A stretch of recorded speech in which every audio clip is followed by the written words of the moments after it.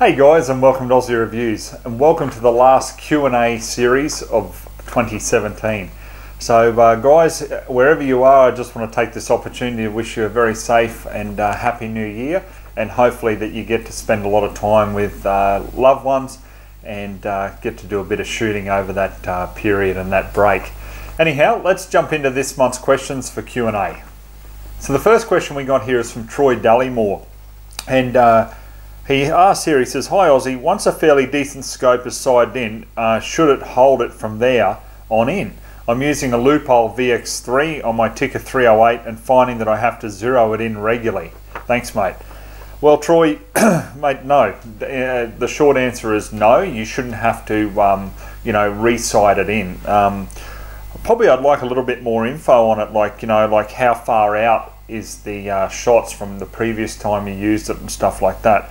So there's a couple of things that I'd sort of just want to check with you first, but one, you want to make sure that your rings and everything are tight, okay, that none of them are loose, because obviously if there's something loose there, then that can obviously affect your zero. Also as well, what about your cleaning regime? So I'm assuming that before you actually take it out the next time, you do clean it. So what about your clean bore shot, as I like to call it? A lot of people say cold bore shot, but to me it's really got nothing to do with the temperature. It's more the fact that you've actually cleaned that barrel, and then when you take it out next, you've basically got copper and grit that gets into the pores and the imperfections within the barrel, okay, on that first shot, and then after that it seems to settle down. So that's why a lot of the time, like when I'm doing reviews, if I'm actually shooting groups with the centerfire especially, what I'll do is I'll actually patch the barrel out, and then I'll fire one round of that new ammo just into the backstop before I actually shoot for a group, so that I give it the best opportunity. So excuse me, so that may be happening for you there Troy, I'm not sure. Like I say, I probably need a little bit more info on how far out it is, but two things, it could be that, or the equipment, in the sense of your rings are loose. If they're not loose, and obviously it's not anything to do with just cleaning, I would definitely make sure that you take the scope back. I mean, Loophole are imported by Niwa here in Australia, so I mean they have a lifetime warranty, so if there's anything that ever goes wrong with it, they'll replace it for free. So what I would do after you try these things is I'd actually probably send a email to Niwa and let them know your situation, and they can advise you on what steps you've got to do there for it to come back to them, to their Loophole factory, and that is here in Australia, by the way, and they can take a look at it and hopefully come up with a solution from there. So see how you go. If not mate, just email me or send me a message there with a few more details, and if I can help you out, I certainly will.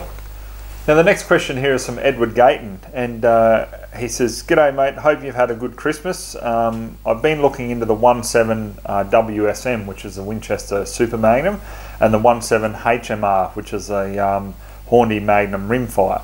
The WSM seems to be the better caliber, but there aren't really any rifles that I like available in that caliber. So my question is, what's better in your opinion? A 17 HMR in an awesome rifle, or a 17 WSM in a mediocre rifle? Cheers." Well, Edward, mate, it's going to come down to what you actually want to spend and what you're actually going to use the caliber for. I mean, this is the sort of problem that a lot of us face. If you want something that's the most powerful rimfire, the 17 WSM is certainly that. But you are very limited to the actual amount of rifles that it's chambered in.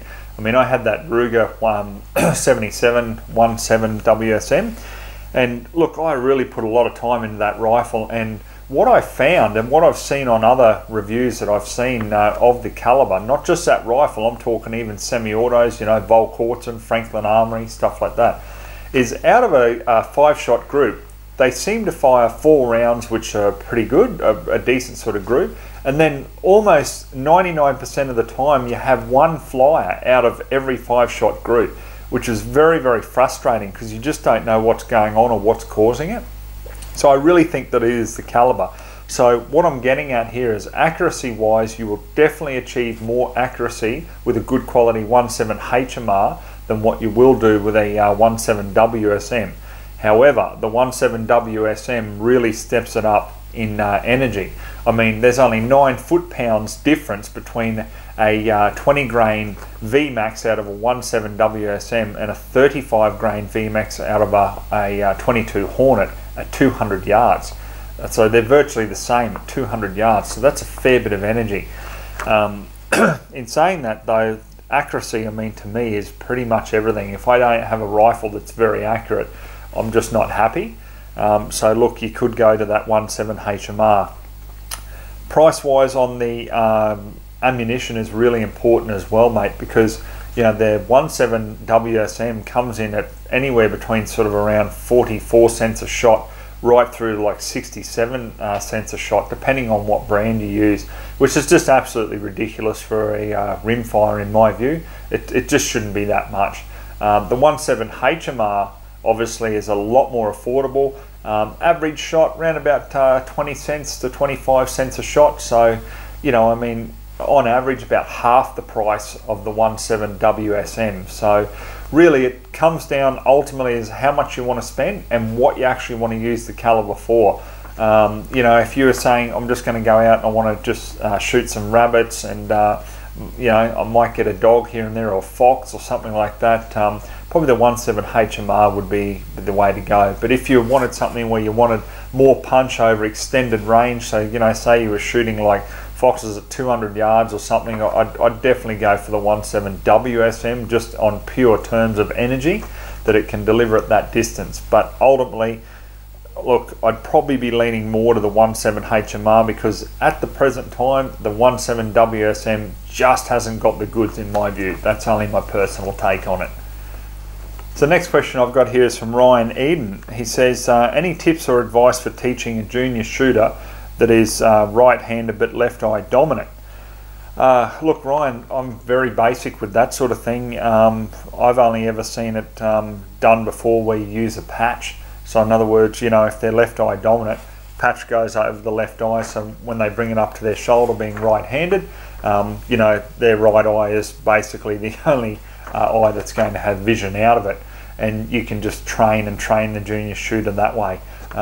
That's probably my only way that I would do that. If there's anybody else out there that's got other ideas, by all means comment below this video, but that's the way I would do it. Okay, so the next question here is from John Economides, and he says, "G'day Ozzie, hope you're doing well, mate. I have a query regarding glass versus magnification on a long-range scope. A lot of people believe that glass quality and clarity is more important than magnification. When shooting out beyond 1,000 meters yards, isn't magnification going to play an important role as to whether you are going to be able to see a big enough target? I'd really like your take on it. Cheers." Okay, well, a couple of things, mate. Most people know that I'm a massive fan of high quality gear because usually it simply just lasts, especially when it comes to scopes. Like if you've got high quality glass, I find personally I don't get tired eyes from looking through it for extended periods of time, so I don't have shooter fatigue as bad as what I would if I'm looking through, you know, a cheap Filipino or Chinese made scope.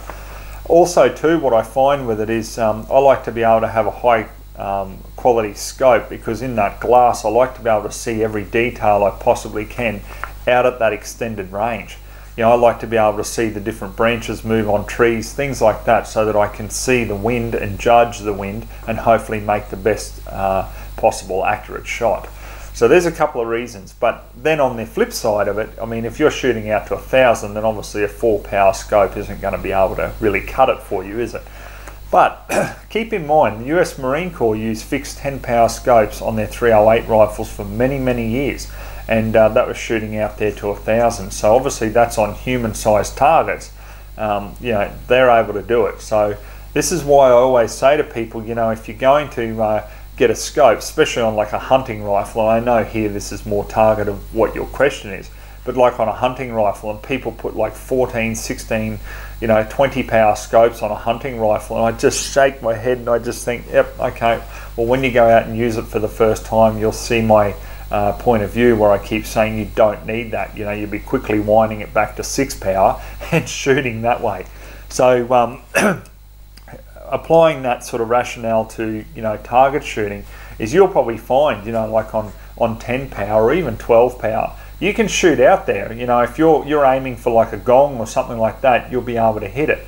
But if you want the best advantage possible, well, you need that high quality glass plus magnification, and that's why a lot of people will go you know, for like a 5 to 25 by 56, or you know, there's a couple of variants like that. Carl's scope I got is a 6 to 24 by 56. So you know, you've got to have high quality, but yes, you don't have to have extreme magnification. It depends on what you're going to be doing at that distance. Like I say, just keep in mind the US Marine Corps were using 10 power fixed scopes, and a lot of 10 power fixed scopes, like for example Schmidt and Bender, you know, I think they still make it in the police marksman series, a fixed 10 power scope, you know, and that's for a lot of police and military sniper systems, you know, just a fixed 10 power. So what I'm getting at is, if you can afford it, go up in the magnification. If not, you can do it like get, you know, 10, 12 or 14 power scope, and you'll be able to get out there okay. I will add just quickly too, like when I did that Ticker A1 TAC review, that Steiner on there from memory was 15 power was the highest magnification, and shooting to 1000 with that was honestly really simple. So you don't necessarily need a 25 power scope. Make sure you invest in quality. That's my only tip with it. Now the next question I've got here is from Jacob Major, and he says, what's your favourite gun that you will never get rid of? Okay, that's kind of a trick question that. A lot of you be thinking, well, how's that a trick question? Because I recently sold my Anschutz 1770, and also sold my Anschutz 1710, and they were two rifles that I swore that I would never get rid of. But why I sold them is because I want to buy the newer models. So I want to get the newer 1771 in 223, and honestly all it really is a different magazine system with it and a couple of little upgrades, but I really want to get one. And also I had the older 1710 with the wing safety. You know, for a couple of years now Anschutz have been making with the safety just on the side, just like a lot of normal safeties on bolt action. So you know, I want to get one of them as well. So yeah, the Anschutz line of rifles are ones that I could never get rid of out of my life, will probably be the best way to put it. Now the next question here is from James McAuliffe. He says, hey Ozzie, just wondering, do you plan on doing any new shotgun or pistol reviews anytime soon? And if so, can you give us any hints as to what you may be reviewing? Well mate, I actually had a couple of things lined up, and that was until I tore my shoulder. So everything is just put on hold for the time being. But yes, I do have a couple of things planned. A couple of new pistols from Smith & Wesson, Springfield. I actually have a few things there that I really want to do on the pistol scene. On the shotgun scene, no, not a lot, to be honest, coming up. I'm guessing you're probably referring to maybe like the lever type shotguns, or the toggle release, sorry, not toggle release, the bolt release ones, where they fire and the bolt comes back and you've got to release it from there. Look, not at this stage with any of those shotguns, but look, I'm open to options. If any companies want me to have a look at one, I'm certainly happy to have a look at one. But yeah, a few more pistol reviews coming up, mate. I've been meaning to get to a local range and do a lot more of them, because I've had quite a few there that I've been meaning to do. But it's like anything, you know, I've got so much stuff to review, and it just feels like I've got minimal time to do it. But that's why, if anyone caught my update video that I released just a couple of videos ago, I am actually going to concentrate, once I get better with the shoulder, on doing a lot more reviews and getting a lot more content to you guys, so stay tuned for that. The last question I've got here is from Kelvin Wright, and he's just got a question relating to the importation of scopes. He says, this appears to be a bit of a grey area. The scope I'm looking for looks like it's no longer being imported to Australia, so I'm trying to track down someone who carries stock, and it looks like they are available in the US. It's not night vision or thermal, so it's not anything out of the ordinary. What's your understanding of import classification? No restriction, there's none there. Now if you ever have any queries, like, all you got to do is just shoot an email to customs and you send them a link to what you actually want to import, and they will tell you what paperwork is required, you know, if it is actually required. that's the best way that I can give you advice on it there, Kelvin. The other thing that you want to be aware of, mate, is if you do get a scope and it's over 1,000 Australian dollars, okay, they will hit you with import tax and also GST. So they'll hold the item until you basically go into customs and have to pay those extra fees. So that's something where a lot of people get caught. So if it's from the US, okay, like say for example, you know, it was $800 US. I'm not saying that it is, but if it was, you need to have a look at the exchange rates, and not just any exchange rate, the ones that customs put on their website for that particular day. Believe it or not, I've been caught before where I've actually bought goods from the US, and I've worked out with the customs exchange rate, it's come in at like $989 or something like that, so it's under the $1,000 limit. But then by the time it lands here, like in another week or two, I've seen it where the exchange rate has gone down. So therefore my purchase from the US has then gone up to, believe it or not, gone up to $1,000 and like 89 cents or something like that, right? And yep, I had to go in there and pay full import tax and GST on it. As much as I disagree with that, I think it should be clearly on the day of purchase. Hey, that's their rules, so that's what you just got to be careful of. But keep that in mind. And other than that, mate, look, people import scopes all the time. There are some really good scope shops online from the US who are quite happy to send out here, because obviously it's not a firearm part. All it is just simply an optic. So yeah, good luck with it. All right, guys, so that's December's Q&A over and done with. As I say, it's you know, becoming quite a popular series, this, guys. It's been going almost for a year. I think January I started, so virtually a year anyway. So if you do want to become a part of it, all you need to do is just be a supporter on Patreon, which you can do from just as little as $1 per month. So if you like the content that I'm doing and you want to be able to help me out, it's very, very much appreciated. And this is my way of giving something special back to you guys who help me out. All right, guys, take care of yourselves, and we'll see you on the next review.